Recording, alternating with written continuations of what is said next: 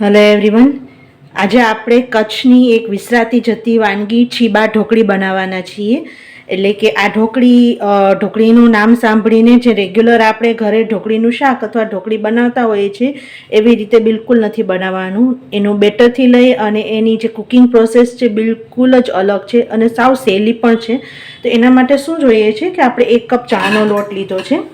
Video તમે અંત સુધી જરૂર જોજો, કારણ કે આ રેસીપી ની મેથડ અલગ છે અને કુકિંગ પ્રોસેસ પણ અલગ છે, પણ એટલી સહેલી છે કે જેને ઢોકળી બનાવતા ન ફાવતું હોય ને એને પણ પહેલી વખતમાં જ આવડી જાય એવી સરસ રેસીપી છે.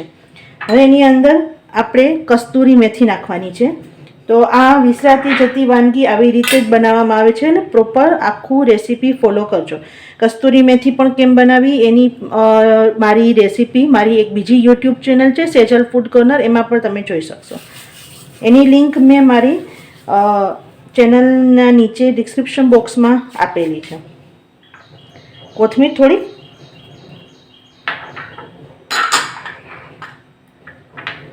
મરચાંની પેસ્ટ, તમને કેવું તીખું જોઈતું હોય એ પ્રમાણે મરચાંની પેસ્ટ નાખવાની. હવે એમાં રેગ્યુલર મસાલા હિંગ નાખશું, હળદર,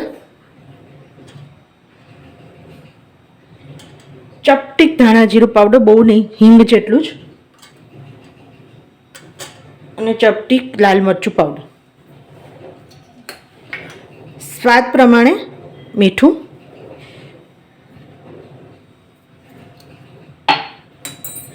થોડુંક આપણે એમાં તેલ ઉમેરશું જેથી ઢોકળી જ્યારે ઠંડી થઈ જાય ને તો બિલકુલ હાર્ડ ન થાય અને ખાવામાં પણ સોફ્ટ લાગે એના માટે. હવે આપણે પહેલે તો આને જ મિક્સ કરી લેશું જેથી ઇવનલી બધા મસાલા પણ લોટ સાથે ભળી જાય. એટલે જ્યારે આવી રીતે કોરો લોટમાં ક્યારેય મસાલો નાખો ને સીધું પાણી નહીં નાખી દેવાનું, પહેલે એક વખત સરસ હલાવી લેવાનું.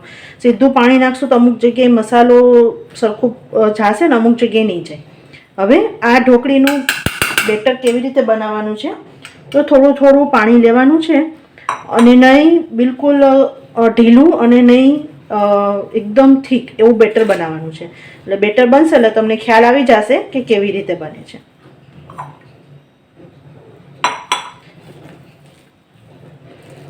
પાણી નાખતા વખતે ખાસ ધ્યાન રાખવું, કારણ કે એક વખત જો પાણી વધારે પડી જશે તો તમારું પાછું બેટરની થોડી તકલીફ થશે અને ફરીથી ચણાનો લોટ નાખવો પડશે, ફરીથી મસાલા નાખવા પડશે.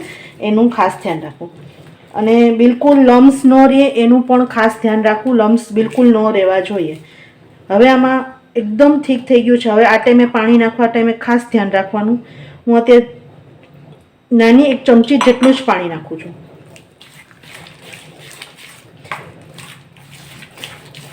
અને સરસ હલાવી લેવાનું. તમને જ્યારે પ્રોસેસ થશે ને ઢોકળીની ત્યારે તમને ખ્યાલ આવશે કે બેટર શું કામ આવું રાખવામાં આવે છે. જો આવું બેટર જોઈએ એટલે કે પડે ને, ધીમેથી પડે, એકદમ ડ્રોપિંગ કન્સિસ્ટન્સી ન જોઈએ. શું કામ આવું જોઈએ છે એ પણ તમને જેવી રીતે આગળ પ્રોસેસ કરશું એટલે તમને ખ્યાલ આવી જશે અને એ ટાઈમે તમને એનું કારણ પણ જણાવીશ. તો સરસ આપણું છીબા ઢોકળી માટેનું જે બેટર છે એ રેડી છે. હવે આપણે કોઈ પણ એક થાળી લઈ લેવાની છે અને પહેલે તો એને સરસ તેલથી ગ્રીસ કરી લેવાની છે. વિડીયો મેં જેમ કીધું એન્ડ તક જોશો ને તો તમને ખ્યાલ આવશે આની પ્રોસેસ અને શું કામ આપણે આવી રીતે બેટર બનાવી છે બધું ખ્યાલ આવશે. વિડીયો તમે જો વચ્ચેથી સ્કીપ કરજો ને તો તમને રેસીપીની પણ સમજણ ન પડે અને જો તમે ઘરે ટ્રાય કરવા જાઓ ને તો પરફેક્ટ બને પણ નહીં. એટલે વિડીયો બહુ 5 થી 10 મિનિટની વચ્ચે જોઈએ છે એટલે એન્ડ તક જોવો. હવે એને સરસ આવી રીતે સ્પ્રેડ કરી લેવાનું છે, એટલે કે નહીં આપણે એકદમ પતલું અને નહીં જાડું એવું સ્પ્રેડ કરી લેવાનું છે. તો તમે જેમ થોડું થોડું આમ હલાવશો એટલે સરસ સ્પ્રેડ થઈ જશે.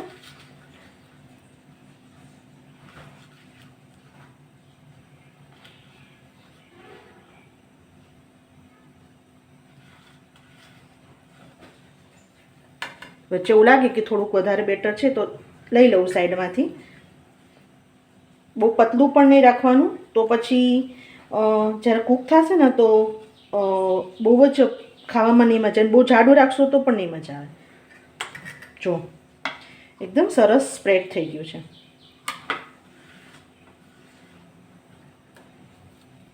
તો આપણે આવી રીતે થાળી સ્પ્રેડ કરી લેવાની છે. તો હવે તમે જોઈ શકો છો કે એક તપેલીમાં મેં પાણી લીધું છે. હવે તપેલી અને ડીશ આ બંનેનું છે ને માપ એવું લેવાનું કે સરખું હોય, એટલે કે માપ સરખું લેવાનું. એટલે હું તમને બતાવું કે આપણે ઢોકળી છે ને આવી રીતે નથી રાખવાની, અને જ્યારે તમે ઢોકળી મૂકો ને તો પાણી આટલું ઉકળેલું જ હોવું જોઈએ, પછી જ ઢોકળી મૂકવાની છે. એટલે આ હવે ડીશને છે ને ઊંધી મૂકવાની છે આવી રીતે. તો ઊંધી મૂકવાનું છે ને એટલે તમારે ડીશ છે ને અંદરની સાઈડ તપેલીમાં જાય એવી રીતે ન હોવું જોઈએ, આવી રીતે ઉપર હોવું જોઈએ. એટલે આપણું બેટર શું કામ ઢીલું ન રાખવાનું કારણ છે, જો ઢીલું રાખશો તો જેવું તમે થાળી ઊંધી કરશો ને એટલે બેટર નીચે ડ્રોપિંગ કન્સિસ્ટન્સીમાં પાણીની અંદર વયું જશે અને તમારી ઢોકળી બિલકુલ સારી નહીં થાય. અને જો બહુ કઠણ રાખશો તો બહુ ઢોકળી હાર્ડ થશે. એટલે આપણે આ બેટર આવી રીતે જે મેં તમને પરફેક્ટ કન્સિસ્ટન્સી બતાવીને એ પ્રમાણે રાખવાનું છે. હવે આ ઢોકળીને કૂક થતાં બિલકુલ વાર નહીં લાગે, મીડિયમ હીટ ઉપર રાખવાનું છે. અને બહુ જ પતલું લેયર કર્યું છે એટલે આપણે 3 થી 4 મિનિટમાં આ ઢોકળી તૈયાર થઈ જશે. સો આપણું પહેલું બેચ રેડી છે અને મેં બીજું બેચ પણ સાઈડમાં મૂકી દીધું છે. આમ અડીને જોઈ લેવું, હાથમાં ચોટે નહીં. મિનિમમ 3 થી 4 મિનિટમાં થઈ જાય છે તો આપણે ચેક કરી લેવું. હવે ઉપર એક તેલનું આવી રીતે બ્રશ કરી લેવું, જેથી છે ને ઢોકળી બિલકુલ ડ્રાય ન લાગે. આ ઢોકળી તમને ગરમ ગરમ તો ખાવાની મજા આવશે. ઇવનલી તમે કોઈ શાકમાં જો ઢોકળી તરીકે વાપરવા માંગતા હોય તો એમાં પણ તમે વાપરી શકો. હવે ઉપર એક આચાર મસાલો આવી રીતે નાખવાનો છે. તો આ ટ્રેડિશનલ આવી રીતે જ બને છે. આ કચ્છની સ્પેશિયલ વિસરાતી જતી વાનગી છે. હવે આને આપણે કટ કરી લેવાનું છે. તો તમે કોઈ પણ સાઈઝમાં કટ કરી શકો છો. અને તમે જોઈ શકો કે આરામથી ઉખડી પણ જાય છે.